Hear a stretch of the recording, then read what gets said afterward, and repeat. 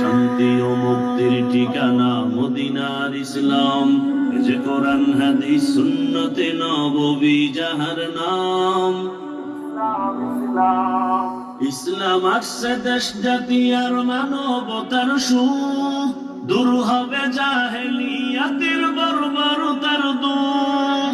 ইসলাম আসছে দেশ জাতি আর মানবতার সুখ, দূর হবে জাহেলিয়াতের বর্বরতার দুঃখ।